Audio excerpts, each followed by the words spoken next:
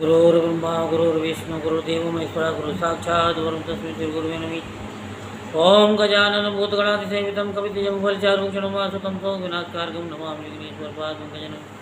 बोलो शंकर भगवान की जय। आज हम आपको शिव महापुराण में काम्य कर्म का वर्णन की कथा विस्तार पूर्वक सुनाते हैं। उससे पहले हम आपको एक अद्भुत उपाय बताते हैं जिसके करने से सभी इच्छाएं पूर्ण हो जाती हैं।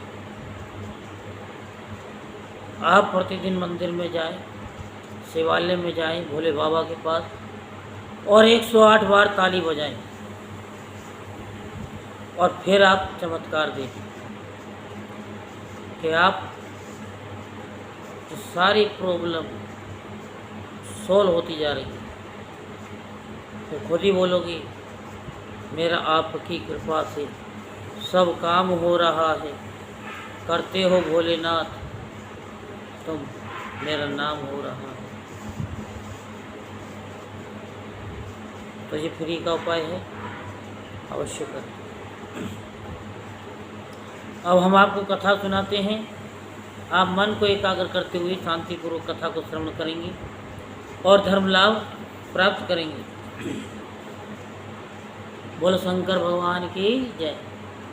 श्री कृष्ण बोले, हे भगवान, मैंने आपके मुख से शिव भक्तों के लिए शिव द्वारा कही गई वेद तुल्य प्रामाणिक नित्य नैमित्तिक विधि का श्रवण किया। अब मैं शिव धर्म के अधिकारियों का जो भी काम्य कर्म है उसे सुनना चाहता हूँ। आप इस समय उसे बताने की कृपा करें।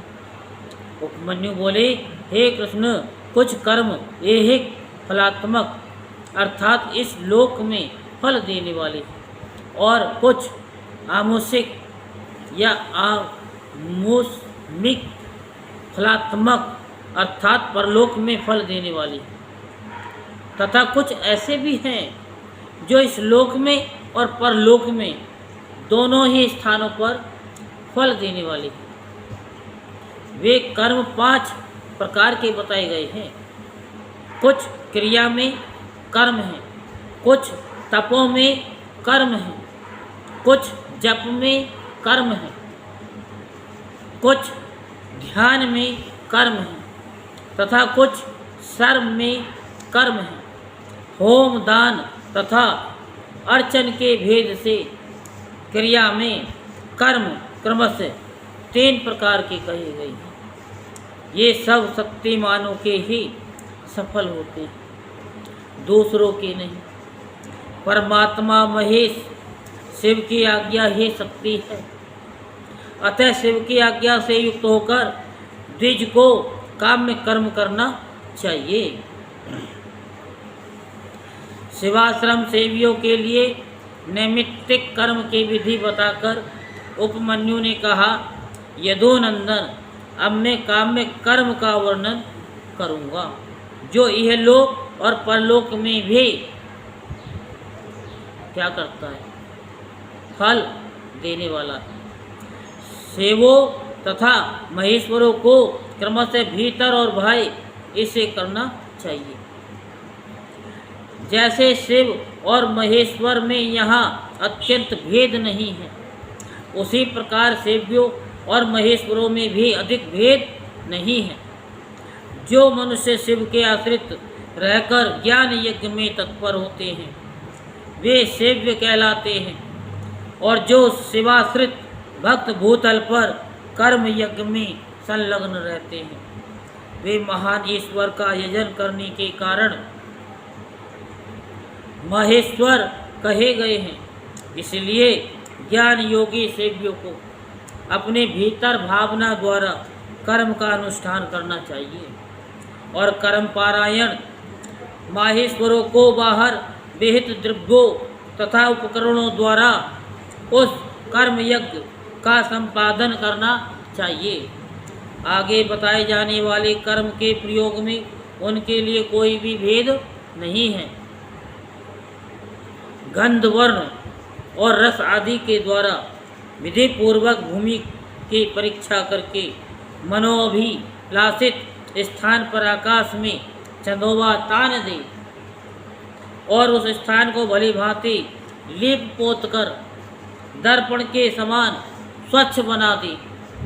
तत्पश्चात शास्त्रोक्त मार्ग से वहाँ पहले पूर्व दिशा की कल्पना करें। उस दिशा में 1 या 2 हाथ का मंडल बनाएं। उस मंडल में सुंदर अष्टदल कमल अंकित करें। कमल में कणिका भी होनी चाहिए। यथासंभव संचित रत्न और स्वर्ण आदि के चूर्ण से उसका निर्माण करें। वह अत्यंत शोभायमान और 5 आवरणों से युक्त हो। कमल के 8 दलों से पूर्वादि क्रम से अणिमा आदि 8 सिद्धियों की कल्पना करें तथा उनके केसरों में शक्ति सहित वामदेव आदि 8 रुद्रों को पूर्वादल के क्रम से स्थापित करें। कमल की कर्णिका में वैराग्य को स्थान दें और बीजों में नव शक्तियों की स्थापना करें।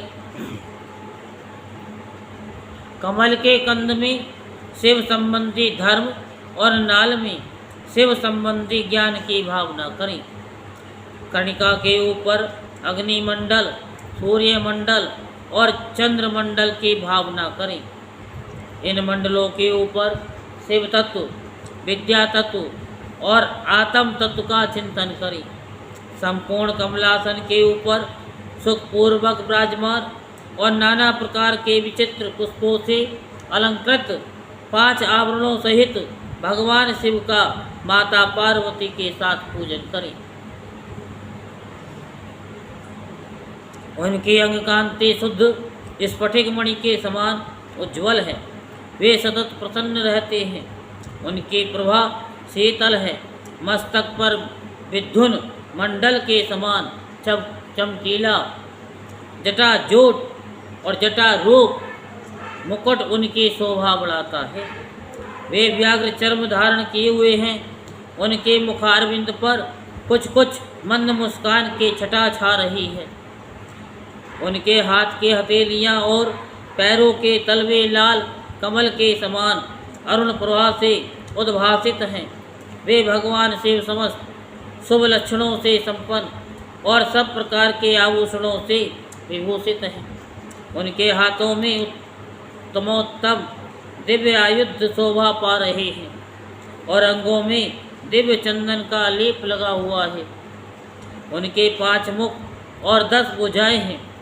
अर्धचंद्र उनकी शिखा के मणि हैं। उनका पूर्ववर्ती मुख प्रातःकाल के सूर्य की भांति अरुण प्रभा से उद्भासित एवं सौम्य है। उसमें 3 नेत्र रूपी कमल खिले हुए हैं तथा सिर पर बाल चंद्रमा का मुकुट शोभा पाता है। दक्षिण मुख नील जलधर के समान श्याम प्रभा से भासित होता है। उसकी भौहें टेढ़ी हैं। वह देखने में भयानक है। उसमें गोलाकार लाल लाल आँखें दृष्टिगोचर होती हैं। दाढ़ों के कारण वह मुख विकराल जान पड़ता है। उसका पराभव करना किसी के लिए भी कठिन है। उसके अधर पल्लव फड़कते रहते हैं। उत्तरवर्ती मुख मूंगे की भांति लाल हैं। काले काले केश पास उसकी शोभा बढ़ाते हैं। उसमें विभ्रम विलास से युक्त 3 नेत्र हैं और उसका मस्तक अर्धचंद्र में मुकुट से विभूषित है। भगवान शिव का पश्चिम मुख पूर्ण चंद्रमा समान उज्ज्वल 3 नेत्रों से प्रकाशमान है। उसका मस्तक चंद्रलेखा की शोभा धारण करता है। वह मुख देखने में सौम्य है और मंद मुस्कान की शोभा से उपासकों के मन को मोह लेता है। उनका 5वां मुख स्फटिक मणि के समान निर्मल चंद्रलेखा से समुज्ज्वल अत्यंत सौम्य तथा 3 प्रफुल्ल नेत्र कमलों से प्रकाशमान है। भगवान शिव अपने दाहिने हाथों में शूल परशु, वज्र, खड़ग और अग्नि धारण करके उन सब की प्रभा से प्रकाशित होते हैं तथा बाएं हाथों में नाग, बाण, घंटा, पास तथा अंकुश उनकी शोभा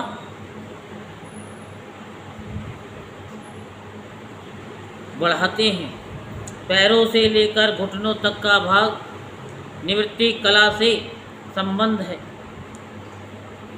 उससे ऊपर नाभि तक का भाग प्रतिष्ठा कला से, कंठ तक का भाग विद्या कला से, ललाट तक का भाग शांति कला से और उसके ऊपर का भाग शांत्यातीता कला से संयुक्त है। इस प्रकार वे पंचध्वा व्यापी तथा साक्षात पंचकला में शरीरधारी हैं। ईशान मंत्र उनका मुकुट है।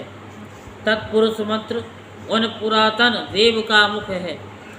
अघोर मंत्र हृदय है। वामदेव मंत्र उन महेश्वर का गुह्य भाग है और सद्योजात मंत्र उनका युगल चरण है। उनकी मूर्ति 38 कलामयी है।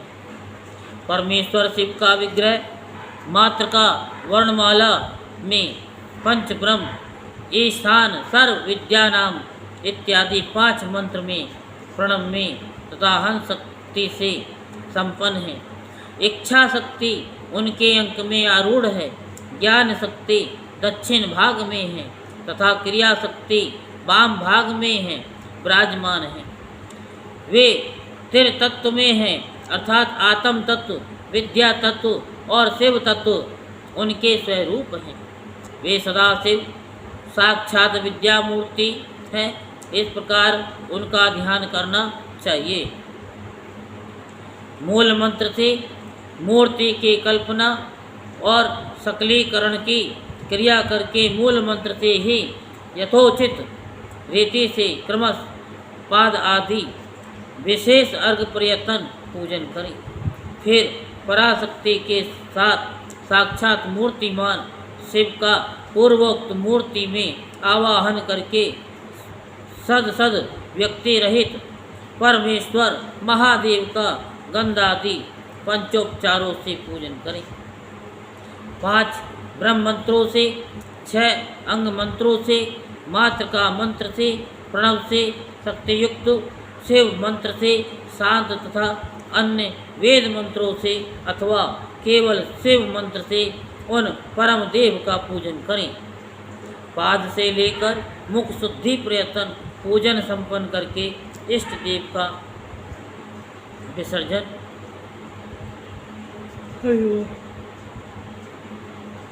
विसर्जन किए बिना ही क्रमश 5 आवरणों की पूजा आरंभ करें।